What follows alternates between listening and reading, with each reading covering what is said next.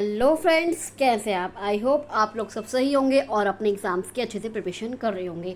मैं आपके होस्ट और दोस्त मेरे यूट्यूब चैनल प्रगति की पर आपका बहुत बहुत स्वागत करती हूं। Welcome to all of you. आज मैं आप लोग की लाइक नोटिफिकेशन, जी हाँ, बहुत टाइम से फ्रेंड्स को इंतजार था कि ये उनकी वैकेंसी कब आएगी। तो फाइनली उनकी वैकेंसी आ चुकी है। एयरपोर्ट अथॉरिटी ऑफ इंडिया ने ये वैकेंसी निकाल दी है। कौन सी? Junior executive air traffic control की। हाँ जी हाँ, junior executive air traffic control की वैकेंसी आ चुकी है। तो कितनी वैकेंसी है? ये आपकी 496 ये आपकी पोस्ट है एयर ट्रैफिक कंट्रोलर। ये बहुत बड़ी रिस्पॉन्सिबिलिटी है। बहुत, क्योंकि जो भी आपका ट्रैफिक होता है एरोप्लेन्स का, वो ये कंट्रोल करता है। तो एक रिस्पॉन्सिबल जॉब है आपकी। यूआर की जो पोस्ट है, टोटल आपकी 496 पोस्ट है।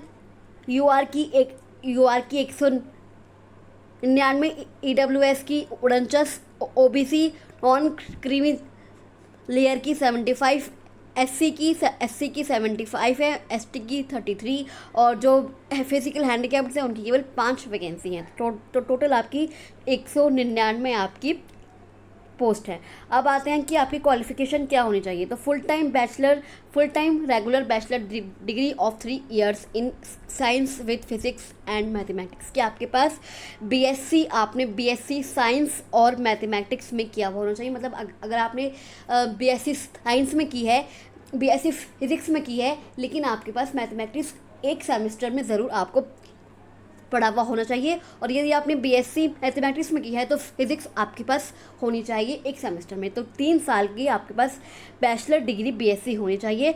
और full time regular bachelor degree in engineering in any discipline. कि आपने इंजीनियरिंग की हो किसी भी फिज़िक्स में, मैथमेटिक्स में, कि आपने फिज़िक्स में या मैथमेटिक्स में की हो, should be subjected in any one of the semesters. मतलब आपके पास डिग्री होनी चाहिए टोटल कुल मिला के फिज़िक्स और मैथमेटिक्स में।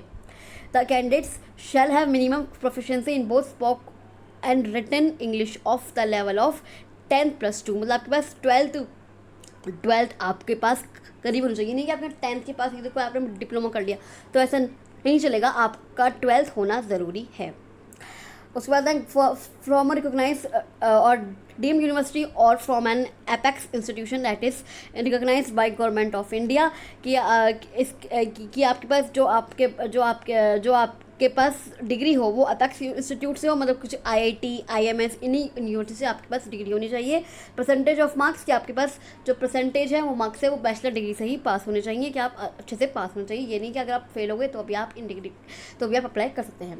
Candidates have BE, BTech, BSc. कि आपने बी किया हो, बीटेक किया हो, बीएससी किया हो, इंजीनियरिंग की हो, तभी आप अप्लाई कर सकते हैं इस पोस्ट के लिए। Where essential qualification is prescribed as bachelor's degree in engineering. उसके बाद है कि एज लिमिट कहते हैं 27 साल। कि आपकी मैक्सिमम एज कितनी होनी चाहिए? 27 साल आपकी मैक्सिमम एज होनी चाहिए। कब तक? 30 नवंबर 2023 तक आपकी एज जो है 27 साल होनी चाहिए। 27 साल के आप ऊपर नहीं होने चाहिए।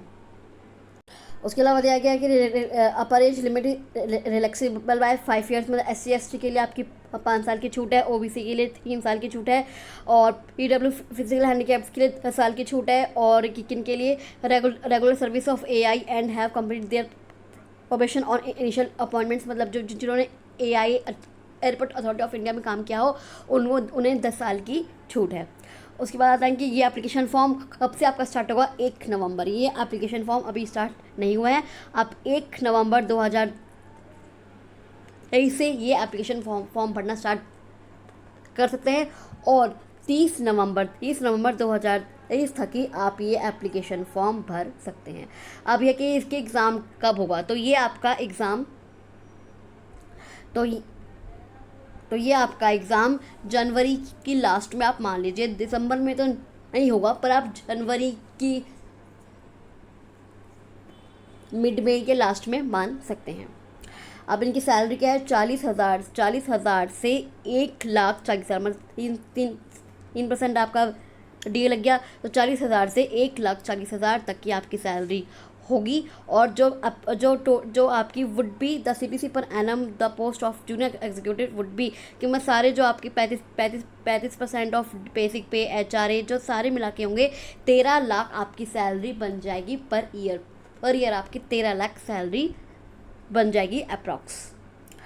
उसके बाद में ये लिखा कि age and all eligibility criteria भी रिकॉर्ड कि आपके जो भी आपका डॉक्यूमेंट्स हैं, जो भी आपके सर्टिफिकेट्स हैं, वो आपके 30 नवंबर 2023 से पहले के होने चाहिए। चाहे आपका चाहे जैसे में लिखा है कि ओबीसी का जो आपका सर्टिफिकेट है वो ड्यूरिंग फाइनेंशियल 2023-24 का ही आपका बना हुआ होना चाहिए।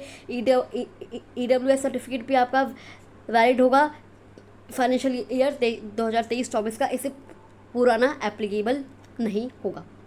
और जो आपके सर्टिफिकेट्स हैं वो बिफोर 30/11/2023 30 नवंबर 2023 से पहले वही बने हुए होने चाहिए। सिलेक्शन प्रोसेस कि आपका क्या होगा, आपका कंप्यूटर बेस्ड टेस्ट होगा।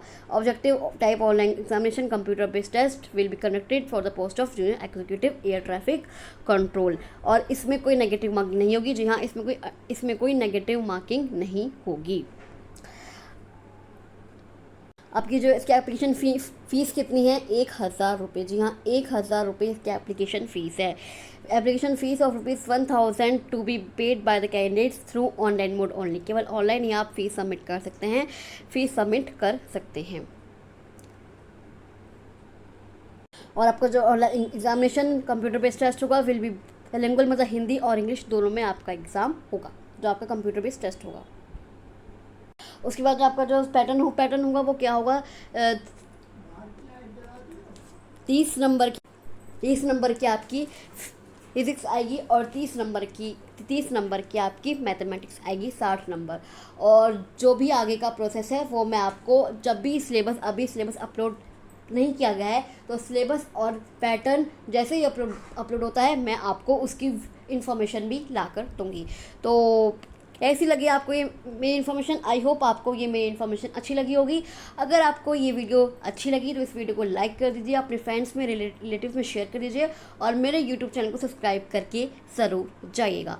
अगर आप पहली बार विज़िट किया है आपने मेरे यूट्यूब चैनल पर या पहली बार आए हैं तो इस चैनल को सब्सक्राइब करके ज़रूर जाइएगा।